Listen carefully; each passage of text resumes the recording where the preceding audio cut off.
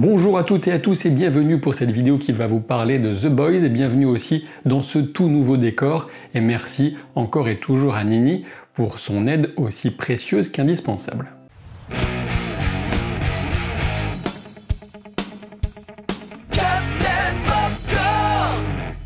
Mais avant d'aller plus loin, je vous propose de découvrir la présentation d'une bande dessinée qui a retenu mon attention.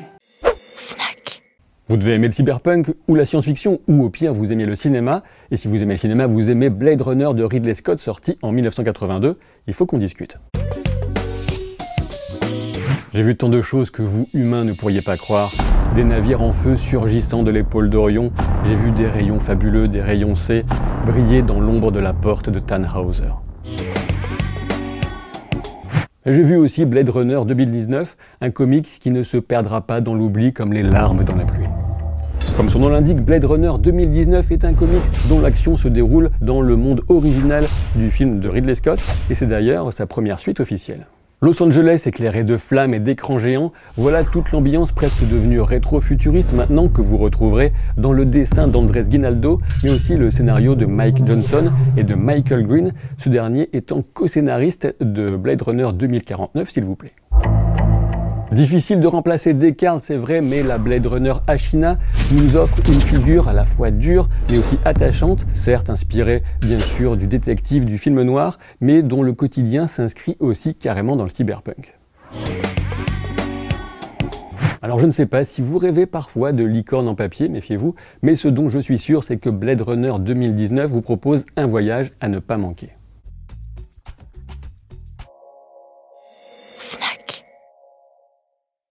Et si Blade Runner vous intéresse, sachez que vous trouverez un lien en description de la vidéo. Dans cette vidéo, on va parler des 3 premiers épisodes de la saison 2 de The Boys, sachant que je vais entrer dans les spoilers, donc c'est vraiment réservé à celles et ceux parmi vous qui se foutent complètement des spoilers, ou plutôt, si vous avez déjà vu ces 3 premiers épisodes qui étaient disponibles dès le vendredi 4 septembre. Il faut bien le dire, c'est un véritable plaisir de renouer avec cette série à l'humour noir, au cynisme plutôt rafraîchissant par rapport à ce qu'on peut trouver dans pas mal d'autres productions.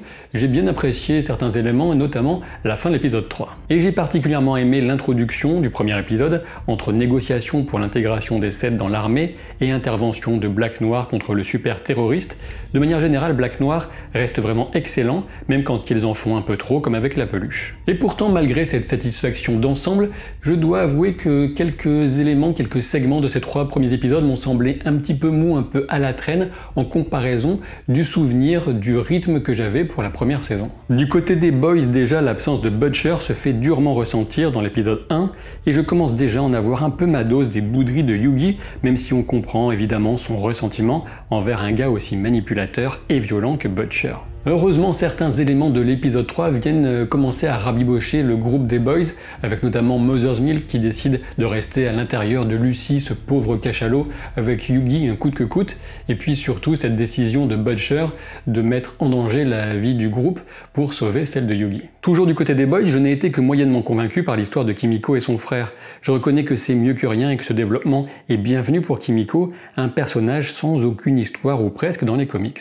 Mais disons en résumé qu'on sent l'aspect émotionnel un petit peu forcé et qu'on en fait un peu trop pour uniquement mettre en avant le ressentiment, la haine qu'aura Kimiko contre Stormfront suite aux événements qui viennent clore l'épisode 3. Troisième élément un peu bof ou décevant, c'est la rédemption foireuse de The Deep. Certes, on a une référence assez sympa à la Scientologie, avec l'église du collectif qui tente de le recruter, mais dans l'ensemble, je n'ai pas été passionné par tout ce qui concerne le faux Aquaman. Ce qui m'a fait le plus sourire, c'est plutôt Eagle Archer, l'ersatz d'œil de faucon qui a traversé une crise de confiance après être tombé en rate de flèche en plein combat. La séquence hallucinogène des branchies qui parlent et chantent, c'était vaguement amusant, mais ça lasse assez vite, en tout cas de mon côté. Et il se trouve que c'est Patton Oswalt qui fait leur voix, un acteur que je pensais trouver dans le rôle de la légende, un grand connaisseur des super-héros dans les comics The Boys, mais après tout, ça pourrait encore être possible dans la suite de la saison, j'imagine. Concernant maintenant toute la partie qui entoure Starlight et A-Train, leur jeu de chantage, j'ai trouvé que c'était sympathique mais sans plus. En revanche, ce que j'ai toujours beaucoup apprécié, ce sont toutes les scènes scènes quasiment de Homelander. Entre le lait maternel chauffé aux yeux laser, les pancakes au sirop d'érable, le je t'aime extorqué à son fils Ryan et son vol plané depuis le toit, on peut dire que ce sacré Homelander est vraiment le centre de gravité de la série, plus encore que Butcher pour ce début de saison. Et pour ces 3 premiers épisodes, il était vraiment au top de sa forme, avec la scène de Blind Spot notamment, aussi ignoble qu'hilarante. L'une de mes scènes favorites pour le moment, c'est le face-à-face entre Homelander et Stan Edgar, lorsque le PDG de Vought contrôle totalement la discussion et remet le surhomme à sa place. Giancarlo Esposito prouve à nouveau sa maîtrise, même si c'est sur un registre qu'on lui connaît déjà, la prestance est clairement au rendez-vous. Et il y a bien plus à dire concernant cette scène, mais j'y reviens dans un instant dans la partie théorie de la vidéo. Par ailleurs, c'est vrai, on peut encore souligner que Karl Urban est vraiment charismatique dans son rôle de Butcher, même si dans ses 3 premiers épisodes il est en retrait, tout comme Queen Maeve, même si on pose a priori les prémices de ce que je pressens comme un virage pour le personnage. Et enfin, il y a l'introduction de Stormfront, et le moins qu'on puisse dire, c'est qu'elle est réussie. Et là, il me faut souligner que c'est un processus de scénario très ingénieux que de démontrer le pouvoir de la manipulation au spectateur en usant de ses artifices pour en faire tomber certains dans les filets de la méthode Stormfront. Fausse proximité avec ses followers, franchise et simplicité de façade, posture anti-élite, anti-langue de bois, et enfin mensonge énorme et éhonté, qu'on fait passer pour une vérité bien sûr, voilà qui correspond exactement à des exemples très concrets et actuels de la réalité politique américaine. Mais il est plus que temps maintenant d'en venir à ce qui m'excite le plus le cerveau, à savoir bien sûr les théories pour la suite de cette saison 2, sachant que bien sûr je n'ai pas vu les épisodes suivants, sinon ce serait pas du jeu.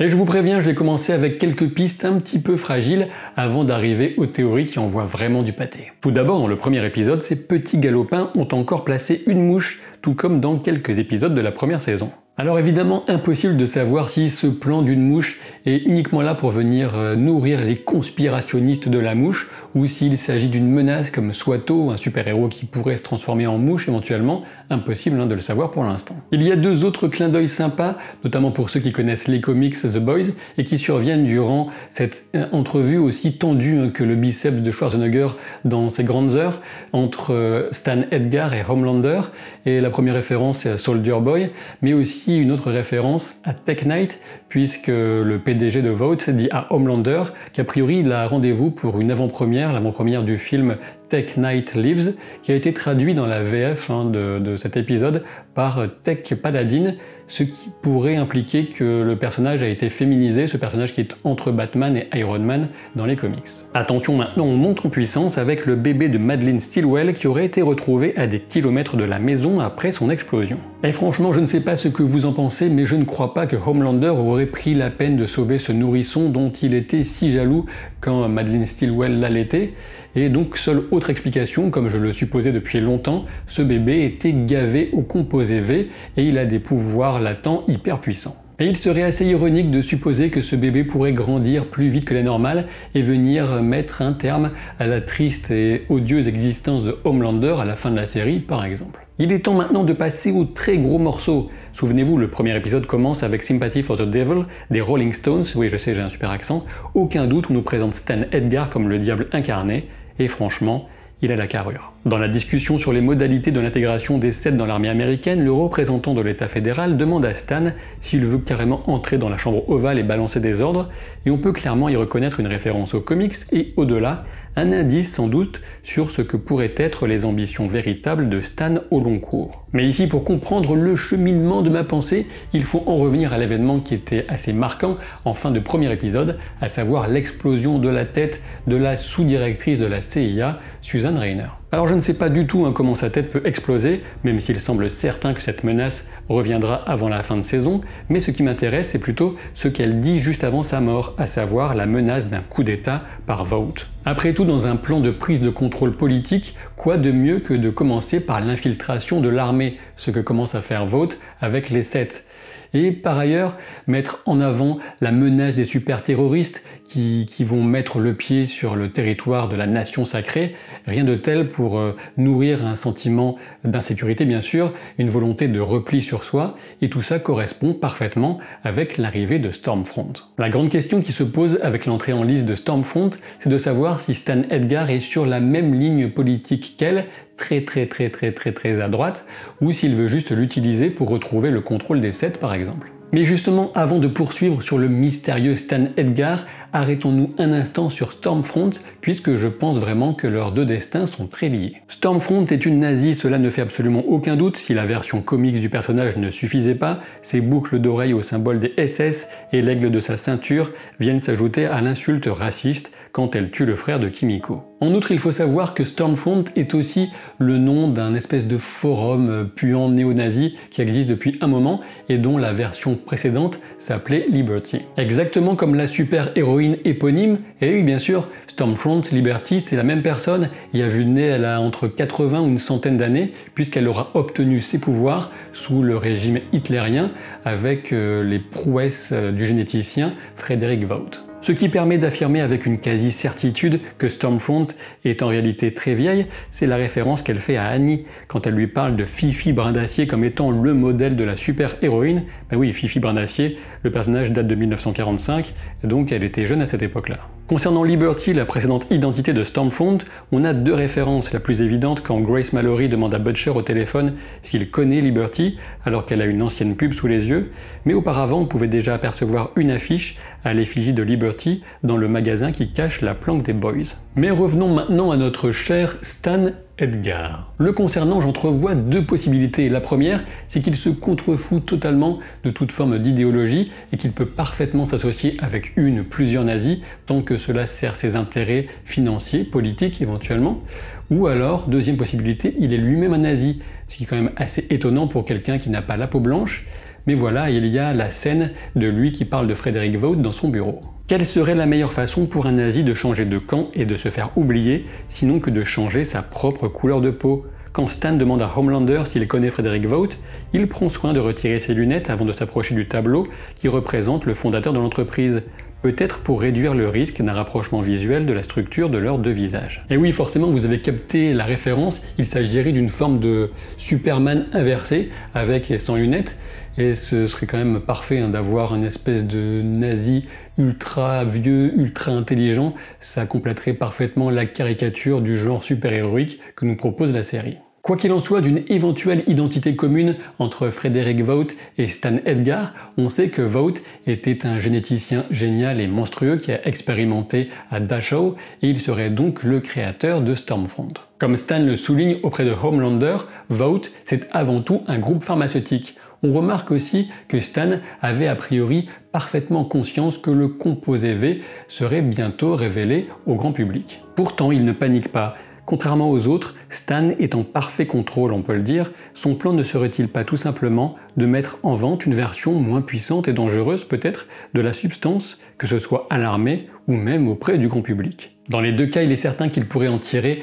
d'énormes avantages, qu'ils soient financiers ou politiques. Reste maintenant à voir quelle approche Stan Edgar va choisir, s'il va plutôt parier sur Homelander ou sur Stormfront, et quoi qu'il en soit, je ne vois pas trop Stormfront survivre à la fin de cette deuxième saison. Tout comme vous, et vous m'en voyez bien désolé puisque vous ne pourrez pas survivre au visionnage de cette vidéo sans être abonné à la chaîne. Je sais, c'est un petit peu extrême, un poil cruel, mais que voulez-vous, c'est un des axiomes de l'univers.